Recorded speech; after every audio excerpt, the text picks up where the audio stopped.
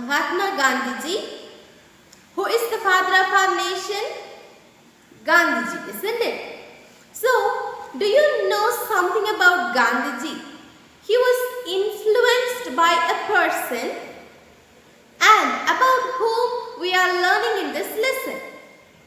I hope you guessed about whom am I talking. Is it? Leo Tolstoy.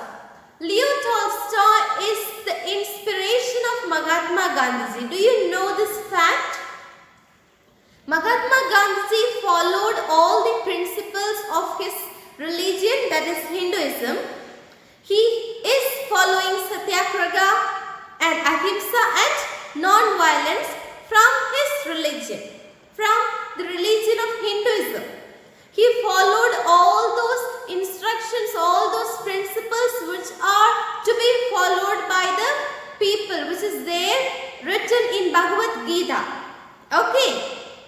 And also, Mahatma Gandhiji learnt more about non-violence from the works of Leo Tolstoy.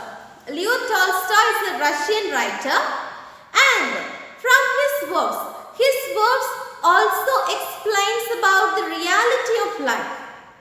One such example is God sees the truth but waits. It's a famous short story written by Leo Tolstoy. And our Gandhiji have read all the works of Leo Tolstoy and was influenced by the writings of Leo Tolstoy. So, his non-violence is learnt from Leo Tolstoy's works. So, there is a good communication, the good connection between Leo Tolstoy and our father of nation, Mahatma Gandhiji. Okay. So, students, can you tell me what are the 3 questions the king need to get answer? First one, what is the right time to begin everything? Second one, who is the right person to listen to? And what is the third question? What is the most important thing to do? These are the 3 questions the king wants to get answers. And so, he proclaimed, he announced to his kingdom, to his people, to his subjects that I need the answers for these questions, these 3 questions. Those who answer properly, answer correctly for these 3 questions, they will be rewarded. And what will be the reward of the king? Usually the kings will give some prizes, some gifts which are like treasures for the subjects. Diamonds, gold and all those precious pearls will be rewarded for the people who answer his question correctly. So, what the king did? The king was in a dilemma. He wants to get answers for his 3 questions, and so he proclaimed to his kingdom, he commands, he ordered that a person who answers for these questions correctly will be rewarded. And all the wise men of his kingdom, not only from his kingdom, all the wise men of the entire nation arrives there, they reach there, because they want to get the reward from the king. It's a very valuable and a precious thing, isn't it? So all the wise men, all the pundits, all the scientists, all the wise men of his kingdom, they go to the king's palace to meet the king and to find out the answers for his questions. Have you all understood, students? Okay, good. Students, we have already seen that the king is in a dilemma, that what is the answer for his basic 3 questions. Now let's see the first question. What is the first question? What is the right time to begin everything, to start everything? So, one of the wise men there who assembled in the court, assembled in the palace, he is saying that if you want to begin everything, and the suitable time for that is to better just make a calendar when to do what to do when. So just create a calendar so that it will be easy for you to do all the things which you want, and you can do everything in a proper way in a proper time. There is a time to sleep, there is a time to play, there is a time to study, isn't it? Bible verse also says that there's a time to smile, there's a time to cry, is it?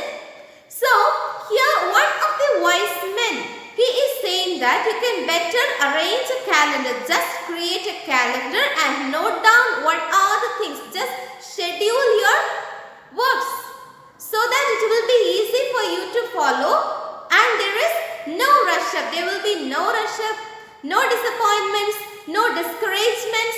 So you can follow as per there in the calendar, in the schedule. So better you can create a calendar so that it's very easy for you to follow up your works. This is an idea given by one of the wise men. He is saying that you have to arrange a table, arrange a calendar for days, for months, for years. For every actions you just put a calendar, create a schedule for your works for the upcoming year, so that it will be easy for you. For example, in schools, for one academic year, they will arrange a schedule. They will have a schedule, and then the school, the management, they will create some syllabus for you from the government. The government MHRD, they will have a curriculum, and in which you have syllabus and so many activities in the curriculum. So for one academic year, they are planning everything. Similarly, this wise man is saying that you please create a table for days, months, years, and so that it is easy for you to follow. But some others there in the court, in the palace, they disagree with this point. Few wise men are supporting this man, and few others are not supporting, because how can we create a calendar for entire or whole year? It's impossible, because we will do the activities on which we have more interest on. Sometimes we are compelled to do some activities which we do not like. So he is saying that we cannot predict everything. We cannot predict what is going to happen on the upcoming year or the upcoming month. Can you guess October 20 what will happen, or September 21 what will happen? No, we cannot predict what will happen in the future. So what other wise men are saying that this plan is completely a flop, because we cannot predict what will happen in the future. The past, we cannot change the past, isn't it? We do not know what will going to happen in our future. We know only the present. So others are disagree with this point that we cannot predict. And few other men, wise men, they are saying that magicians know everything. Do magicians can predict everything? No. Few wise men are saying that we can have a magician in our court, in our palace, so that these magicians, they will guide you. They will say what will happen in the upcoming month, what will happen on October 20th, or what will happen in December 25. So they will predict and they will say everything. So you please have a magician in your court with you. This is an idea given by another person. So three types of ideas are there. They are arising from the mind of the wise men for only the first question. The first question of the king is, what is the right time to begin everything? For that, one wise man is saying that it's better you create a calendar, a table for every day, month and year, so that it will be easy for you to follow up. And based on that schedule you can follow, you can do your works. And some other wise men are disagree with this point, because For everything, we cannot arrange a timetable, isn't it? If I'm saying next month 20th, there will be a heavy rain. Can I predict that? No. We cannot predict, we cannot assume everything in future, isn't it? We know only the present situation. Just try to live in the present. Don't think about the past. Don't think more about the future. Just think about the present. This is a message the writer Leo Tolstoy wants to convey. Okay, so this is also a flop. And some other wise men, they are saying that in order to predict everything, let's have a magician in our court. So it will be easy because the magicians will predict everything and they will announce it to you. So that it will be easy for you to start everything, easy for you to do all your actions, all your works for the entire year.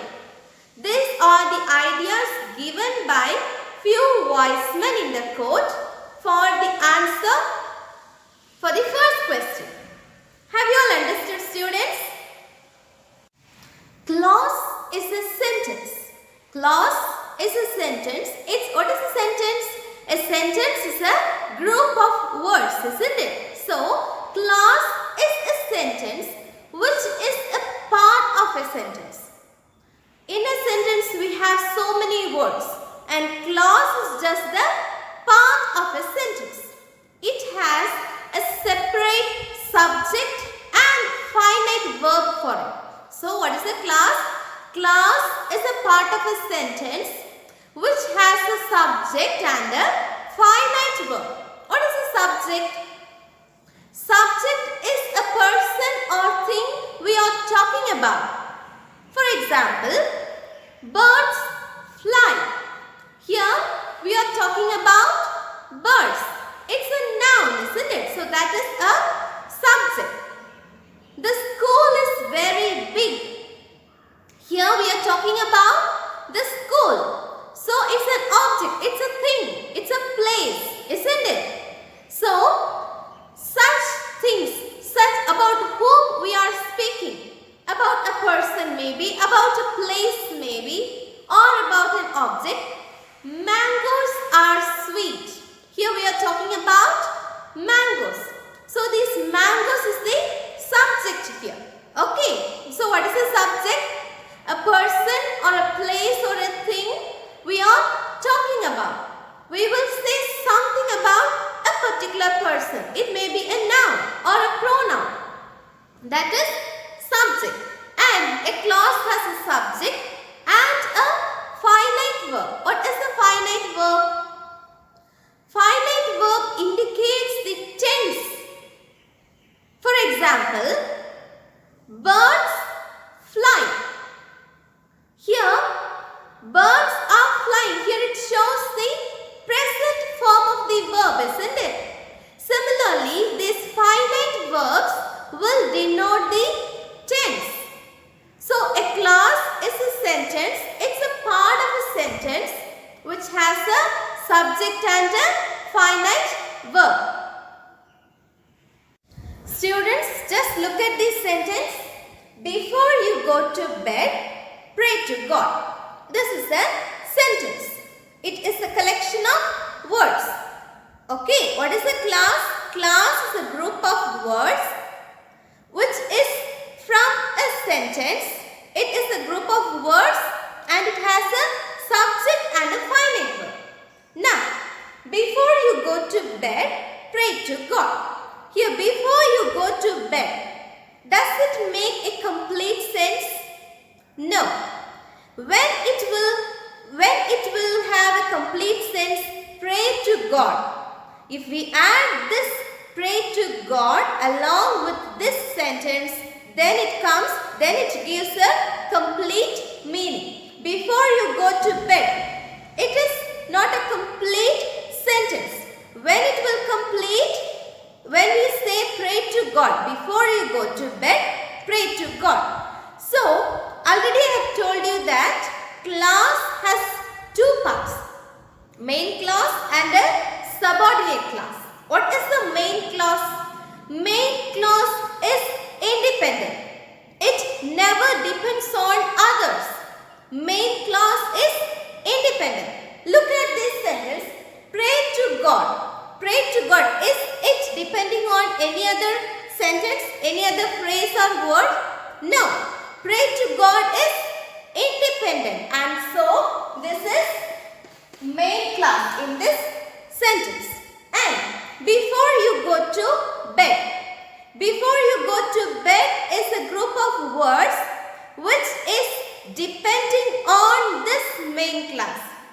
And so before you go to bed, it's a clause and it is depending on this main clause, and so it is called as subordinate clause. Before you go to bed, it is a subordinate clause. Okay. A main clause is an independent clause. It stands by itself. It is not depending on the other clause in the sentence. But a subordinate clause is a clause that depends on the main clause. Here, before you go to bed, this clause is depending on this main clause, pray to God. Is that clear? Next, she cried because her cup was stolen. A small little girl is crying. Why is she crying? She is crying because her cup was stolen by somebody, and that's why she is crying. So let's divide this sentence. She cried because her cup was stolen. Let's take this. Because her cup was stolen. Does it give a complete sense? No. It is depending on this sentence, that is she cried. So she cried is the main clause here. Because her cup was stolen is a dependent clause which is depending on this main clause, and so it is subordinate clause. Just remember, subordinate clause will always depend on the main clause. Without the main clause, if we are not having this main clause, if we are deleting this main clause, there will be no sense in this subordinate clause. So subordinate clause always depend on the main clause. Main clause can stand firmly. It can stand independent. It will not be depending on the other clause. Subordinate clause will depend on the main clause, but the main clause is independent. It will stand on its own. So I hope you are all thorough with clause, main clause and subordinate clause. Students, take page number 27. The three questions. It once occurred to a certain king that if he always knew the right time to begin everything, if he knew who the right people to listen to, where and whom to avoid, and above all, if he always knew what was the most important thing to do, he would never fail in anything he might undertake. And this thought having occurred to him, he had it proclaimed throughout his kingdom that he would give a great reward to anyone who would teach him what was the right time for every action, and who were the most necessary people, and how he might know what was the most important thing to do. And learned men came to the king, but they all answered his questions indifferently. In reply to the first question, some said that to know the right time for every action, one must draw up in advance a table of days, months, and years, and must live strictly according to it. Only thus, said they, could everything be done at its proper time. Others declared that it was impossible to decide beforehand the right time for every action, but that not letting oneself be absorbed in idle pastimes, one should always attend to all that was going on and then do what was most needful. Others again said that however attentive the king might be to what was going on, it was impossible for one man to decide correctly the right time for every action, but that he should have a council of wise men who would help him to fix the proper time for everything. Then again others said there were some things which could not wait to be laid before a council, but about which one had at once to decide whether to undertake them or not. But in order to decide that, one must know beforehand what was going to happen. It is only magicians who know that. Therefore, in order to know the right time for every action, one must consult magicians. Students, let's learn some new words from the word bank. Proclaimed, announced publicly. Here the king announced publicly that those who answered for the 3 questions will be rewarded. So he proclaimed, he announced it publicly. Next, absorbed. Here it is deeply interested. Idle pastimes. Activities that are done for enjoyment only. Idle pastimes, activities that are done for enjoyment only. Students, I hope you all have understood what we have learned today. See you all in the next class. Until, take care. Thank you.